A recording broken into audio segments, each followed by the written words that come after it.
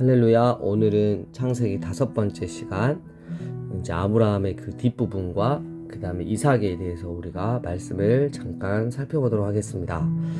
이 창세기 20장에 와서 하나님께서는 은혜로 덮어주셨던 아브라함의 치명적인 약점을 건드십니다. 그게 뭐였냐면 거짓말을 하는 거였죠. 자기 아내를 누이라고 속여서 그 상황을 모면하려고 했던 것들. 근데 이제는 언약의 아들을 주셔야 하는 관계로 이제 그 안에 있는 믿음의 산 정상으로 오른 데 있어서 바람직하지 못하는 것들을 하나님께서 반드시 고치시기를 원하셨죠. 그래서 자 보시면 이제 아브라함이 네게브 땅 남쪽에 있습니다. 그랄에 거주했습니다. 근데 그의 아내 사라를 이번에도 자기의 누이라 하였어요. 예전에 애굽으로 내려갔을 때 또 이랬었잖아요. 근데 이 그랄이 지금으로 말하면 블레셋인데 이 블레셋 아비멜레 왕이 이 사라를 데려갔어요. 근데 그 밤에 하나님이 아비멜렉에게 현몽하시고 꿈에 나타나셨습니다. 이르시되 네가 데려간 이 여인으로 말미암아 네가 죽을 것이다. 그는 남편이 있는 여자다. 그래서 아비멜렉이 저는 가까이 하지 않았습니다. 하나님이 그 사람 아브라함의 아내를 돌려보내라. 그는 선지자다. 그가 너를 위해서 기도할 것이다. 그러면 네가 살 것이다. 뭐 이런 말씀을 합니다. 근데 이 일들을 통해서 하나님이 아브라함 자기 내면을 보기를 원하셨단 말이죠. 여러분 이 시기에 사라는 나이가 90세예요. 아름다운들 이제 나이가 많이 먹어서 얼마나 아름다웠겠습니까? 굳이 아브라함은 자기 아내를 누이라고 속이지 않아도 별 문제가 없었을 거예요. 하지만 아브라함이 가지고 있는 재산과 여러 가지를 봤을 때 이 사라를 아비멜렉 왕이 취하면 아브라함이 가지고 있는 모든 것도 취할 수 있다는 여러 가지 생각을 했겠죠.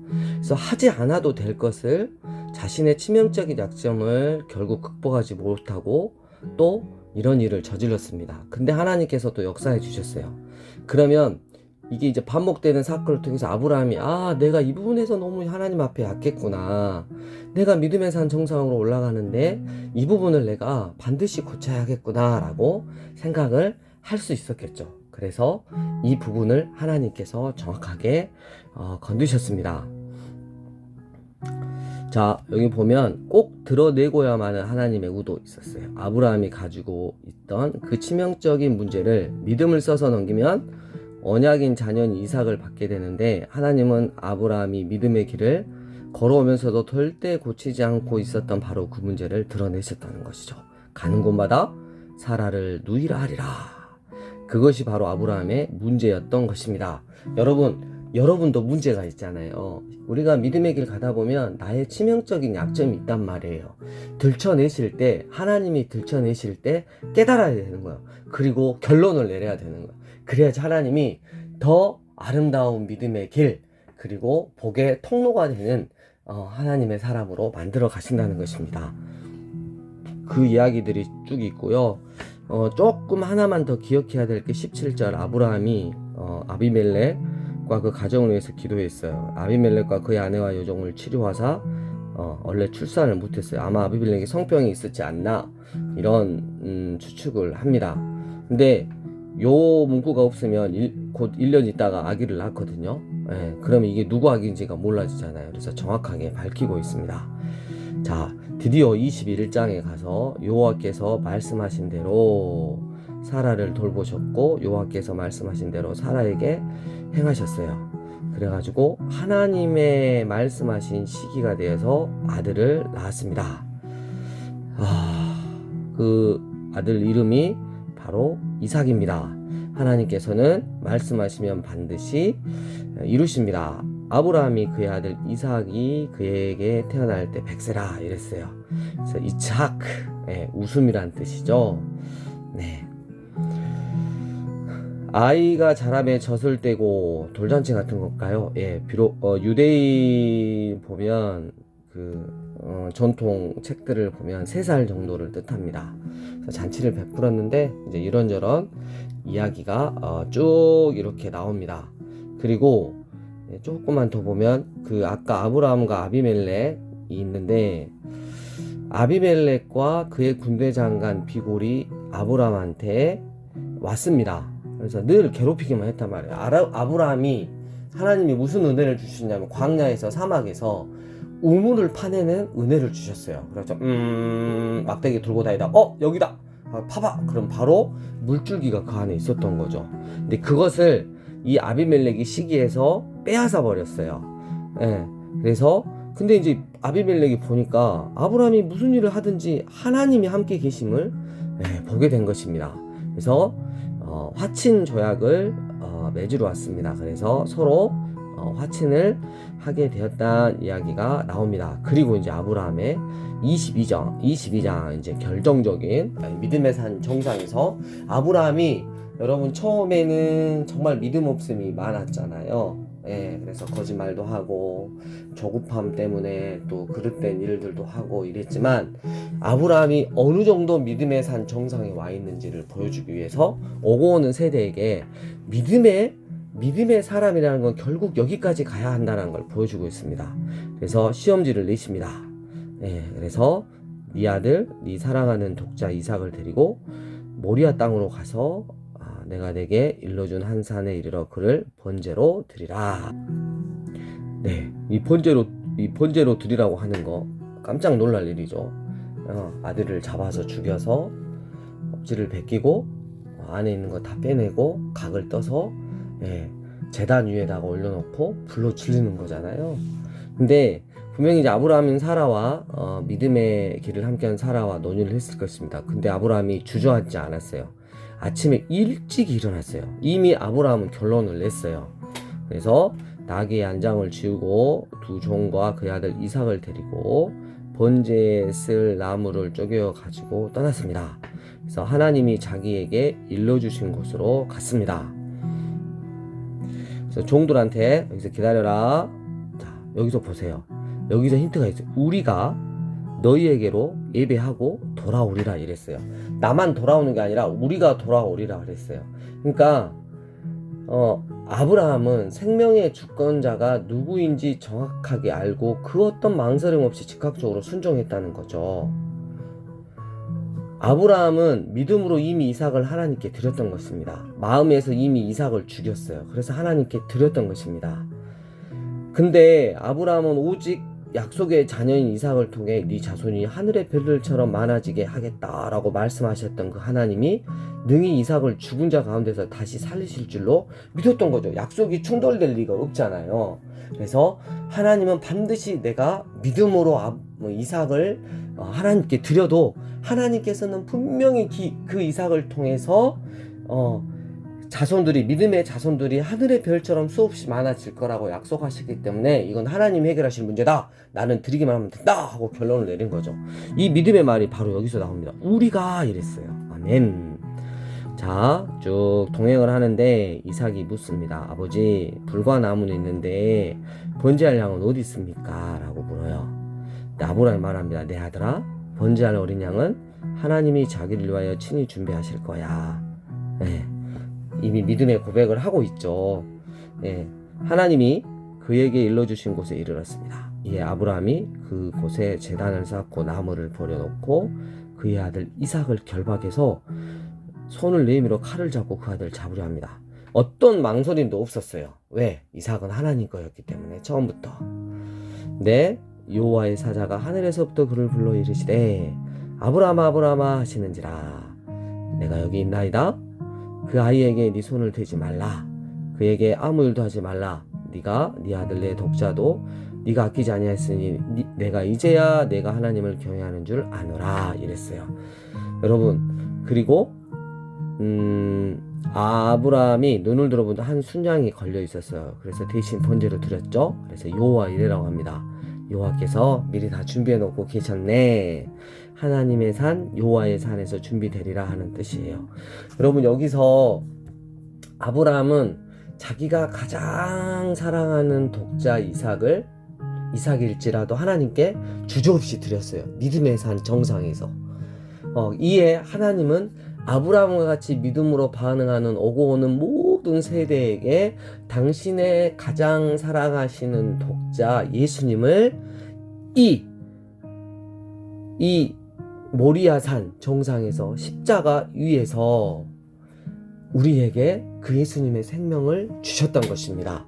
그러니까 여러분, 우리가 믿음의 사람이다 그러면 하나님과 어떤 관계냐면, 하나님이 내가 가장 소중히 여기는 그 어떤 것이라도 하나님이 원하시면 언제든지 드릴 수 있는, 내 목숨까지도 드릴 수 있는 그런 관계가, 이미 하나님께서는 당신의 독자 예수님의 생명을 우리에게 주셨으니까 우리가 믿음으로 반응한다면 마땅히 우리가 가진 모든 것, 나의 모든 생명을 주님께 드릴 수 있어야 되는 거예요. 그렇다면 여러분, 여호와 이레를, 여호와께서 친히 준비하시는 모든 것들 내 인생 가운데 누릴 수 있다는 것입니다. 여러분, 믿음은 여기까지 반드시 와야 하는 것입니다. 자, 23장 사라가 127세를 살았습니다. 그래서 127세에 이제 죽습니다. 그래서 헤브론을 가가지고 여러분 잘 아는 막벨라 굴에다가 그 아내를 안치하는데, 아브라함은 이거에 이제 그 족속이 그냥 쓰시라 그랬어요. 근데 기독교 윤리에 입각해서 정확하게 값을 주고 삽니다. 그래서 그 이야기가 이렇게 나오고요. 그 다음에 이제 24장으로 가면 아브라함이 이제 나이가 많아 늙었으니까 걱정이 된 게 있어요. 뭐가 걱정이 되냐면, 이삭의 아들의 아내, 이 아내도 똑같이 사라처럼 믿음의 아내를 구하고자 했죠. 그래서 자기 종에게 시킵니다. 지극히 세상적인 여인들을 여기서 부를 게 아니라 우리의 믿음의 가정 안에서 믿음의 사람을 골라야겠다. 그래서 하란으로 보내게 됩니다. 근데 그 종이, 아브라함의 종이 하나님께, 아브라함한테 배운 게 이거잖아요. 믿음이죠. 나에게 순조롭게 만나게 하사 이랬어요. 그래서 사인을 구했습니다. 한 소녀에게 이르기를, 청하건대 너는 물동이를 기울여 나로 마시게 하라. 근데 그의 대답이, 내가 당신의 낙타에도 마시게 하리라 그랬는데, 끝나자마자 순적하니 말이 마치기도 전에 누가 왔어요. 그게 바로 누구냐면, 바로 여러분들이 잘 알고 있는 리브가, 오라버니 라반이 있는 리브가입니다. 그래서 정확하게 아브라함의 가족에 있었던 자죠. 그래서 이 리브가가 똑같이 낙타에게도 물을 주겠다 이렇게 했습니다. 그래서 아브라함의 종이 하나님께 경배했어요. 이르되 나의 주인 아브라함의 하나님 여호와를 찬양합니다. 나의 주인에게 주의 사랑과 성실을 그치지 아니하였사오며 여호와께서 길에서 나를 인도하사 내 주인의 동생 집에 이르게 하셨습니다. 라고 해서 집에 가서 이제 대접을 받아야 되는데, 그게 중요한 게 아니다. 그래서 내가 여차여차해서 아브라함 주인에게 이것을 이렇게 명령을 받았고 와가지고 하나님께 사인을 구했는데 하나님이 리브가를 통해서 바로 역사해 주셨다. 그래서 이게 우리 주인의 아들인 이삭과 결혼할 배필인지 알고 배필이다. 그래서 이 이야기를 합니다. 그래서 라반, 오라버니 부두엘, 아버지죠. 부두엘은 리브가의 아버지입니다. 근데 이 일이 여호와께로 말미암았다. 믿음으로 고백하죠. 우리는 가부를 말할 수 없다. 그래서 이제 하나님의 뜻으로 알아먹었어요. 근데 며칠 동안 한 열흘쯤 우리가 좀 쉬었다 가라. 그랬더니 아브라함 종이 나를 붙잡지 마십시오. 그래서 내 주인에게 돌아가게 해주십시오. 그리고 소녀를 불러서 물어보자. 그랬더니 리브가도 믿음이 대단합니다. 그가 가겠나이다 하고 바로 갑니다. 쭉 리브가가 왔을 때 이삭이 브엘라헬로이에서 왔어요. 그래서 이 이삭은 그 뒤에 이제 그 모리아산 사건 이후로 어디에 있었는지 모르지만 이 브엘라헬로이가 나를 지켜보시는 존재하시는 분의 우물이에요. 그러니까 늘 하나님의 지키심 안에서 양육되고 보호함을 받았다는 것이죠. 그래서 둘이 만납니다. 이삭이 리브가를 인도하여 그 어머니 사라의 장막으로 드리고 그를 아내로 삼았다. 그리고 나서 아브라함이 이제 후처를 받고 죽는 이야기가 나오고, 이스마엘의 후예, 그 사라의 여종 하갈에서 나온 후예들이 나옵니다.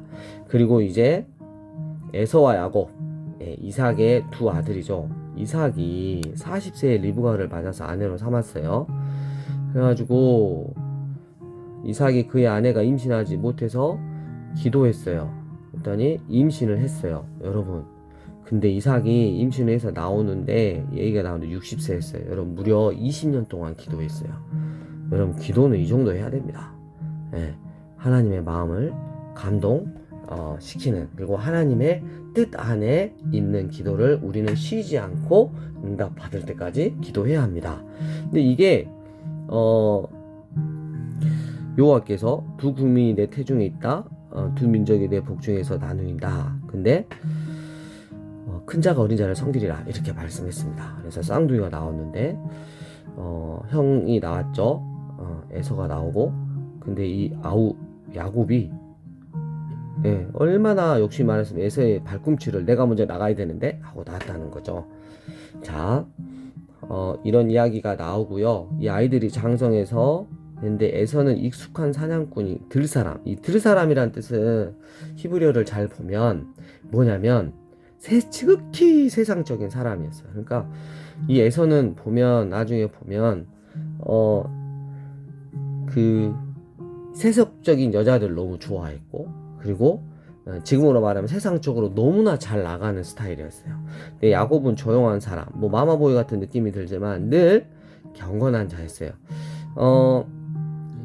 적어도 야곱의 한 15살 정도까지는 할아버지 아브라함과 그리고 아버지 이삭에게서 신앙을 배울 수 있었습니다. 장막에 거주했다. 그래서 이게 둘이 이제 대조가 되는 거죠. 에서는 지극히 세속적으로 컸고, 야곱은 하나님 안에서 자라갔어요. 근데 야곱도 여러분 아시죠? 삔질삔질한 신앙 때문에 하나님의 약속을 자기 마음대로 성취하려는 그 욕심 때문에 겪지 않아야 할 인생의 광야의 길을 너무나 험난한 세월들을 많이 보낸 사람이죠. 우리는 주로 야곱에 가깝지 요셉에 가깝지는 않습니다. 예. 그래서 야곱이 좀 친근한 이유가 맞아 그거죠. 그래서 파축 사건이 나옵니다. 그래서 에서는 장자의 명분을 그냥 우습게 여겼어요. 그래서 파축 한 그릇에 야곱의 때 팔아버렸죠. 뭔가 암시적인 거죠. 자, 그리고 이제 이삭에 대해서 한 번 더 이야기가 나옵니다. 흉년이 들매 이삭이 그랄로 갔어요. 여기 또 블레셋 땅입니다. 네, 블레셋 왕 이름은 항상 아비멜렉이에요. 근데 하나님이 가라 그래서 간 거예요. 이거는 이 땅에 거류하면 이랬어요. 근데 아내에 대해서 이제 이곳 사람들이 아내에 대해서 물으는데, 세상에, 이삭이 태어나기 전에 아버지 아브라함이 그랬거든요. 그러니까 배운 적이 없는데 아내가 또 너무 이쁜 관계로 누이라고 했어요. 야, 정말 이게 유전적인 것일까요? 예, 이삭도 이 부분이 고쳐야겠죠. 근데 이삭이 그의 아내를 리브가를 껴안는 것을 보고 아비멜렉이 이걸 봤어요. 그래가지고 너 지금 왜 누이라 그랬냐? 그랬더니 백성 중 하나가 내 아내와 동침할 뻔했다. 그랬더니 무서워서 그랬습니다. 또 이렇게 하는 거죠. 그래서 이삭에게도 이 아버지부터 내려오는 그런 유전적인 건가요? 뭔가요? 아무튼 이 약한 부분을 이삭도 하나님께서 고쳐 주시기를 원하셨습니다. 자, 그랬음에도 이삭이 그 땅에서 농사를 했습니다. 근데 하나님께서 가라고 한 땅이니까 100배나 얻었다. 그러니까 충분히 얻었다는 거죠. 잘 살았어요. 그러니까 시기를 당한 거죠. 자, 아브라함 때 그 아버지의 종들입한 우물을 흙으로 막아버렸어요. 떠나라! 이렇게. 근데 이삭은 그냥 떠났어요. 싸우지 않았어요. 또 그 아버지 아브라함 때 팠던 우물들을 다시 팠는데 이 사람들이 또 뺏어버렸어요. 그래도 이삭의 종들이, 이삭도 아브라함처럼 물줄기를 찾는 그런 은사가 있었단 말이에요. 그리고 그 종들한테 알려줬죠. 얻었는데 그랄 목자들이 또 와서 우리의 것이라고 뺏었어요. 이삭은 억울해서 반응하지 않았어요. 억울했지만 반응하지 않았어요. 정말 특이하죠. 또 다른 우물을 팠어요. 근데 또 그들이 다투는 거예요. 또 옮겼어요. 다른 우물을 팠어요. 그들이 4번째를 했더니 다투지 않았어요. 자, 여기서 이삭이 브엘세바로 갔는데 여기서 우리가 이삭의 마음을 생각을 해봐야 돼요. 얼마나 그렇겠어요. 자기가 가지고 있는, 그리고 광야에서 이 우물을 빼앗긴다는 것은 거의 생명줄을 빼앗긴다는 것 같거든요. 근데 이삭은 언제나 그냥 양보하고 피했어요. 씁쓸하고 그 아픈 마음을 위로하기 위해서 여호와께서 나타나셔서 말씀하십니다. 내 아버지 아브라함의 하나님이니 두려워하지 말아라. 내 종 아브라함을 위하여 내가 너와 함께 있어 너에게 복을 주어 네 자손이 번성케 하리라. 그러니까 위로하시는 하나님 만나고 제단을 쌓아서 예배를 드렸다는 거죠. 그래서 이 이삭이 또 살아가는 모습을 보니까 아비멜렉이 아우삭과 친구와 군대 장관 비골과 함께 왔어요. 이삭이 너희가 왜 나를 미워하느냐? 나는 너희가 미워해서 그냥 떠났다. 우물도 다 너희한테 주고 떠났다. 근데 왜 왔느냐? 그랬더니 그들이 여호와께서 너와 함께 계심을 우리가 분명히 보았다. 할렐루야. 우리의 사이 곧 우리와 너 사이에 맹세하여 너와 계약을 맺으느라. 너는 우리를 해하지 말라. 이는 우리가 너를 범하지 아니하고 선한 일만 내게 행하여 내가 평안히 가게 하였음이라. 이제 너는 여호와께 복을 받을 자니라. 세상 사람들도 이삭이 하나님께 은혜 받을 수밖에 없는 사람임을 알고 축복을 해주는 거 보세요. 여러분, 우리가 세상을 이렇게 살아야 돼요. 소유를 위해서 살면 이런 칭송을 받을 수가 없습니다. 세상 사람들에게 이런 칭찬을 받을 수가 없어요. 하지만 내 존재, 나는 하나님 나라에 속한 존재 때문에 이 땅을 지나 영원한 하나님의 나라에 이를 존재, 그리고 이 땅에서 천국의 삶을 맛보며 천국의 삶을 보여줘야 하는 이 존재로 산다면, 이 존재를 중요시한다면 결국 하나님과 모든 세상 사람들에게 복을 받는 그리고 이 세상 사람들이 마음껏 축복해 줄 수 있는 사람이 된다는 것이죠. 이제 너는 여호와께 복을 받은 자니라. 여러분, 우리 이 땅에 있는 소유를 위해서 살아가지 맙시다. 내 존재, 내가 하나님의 자녀이고 그리고 그리스도인이라는 그 정체성을 가지고 이 세상을 살아갔으면 좋겠습니다.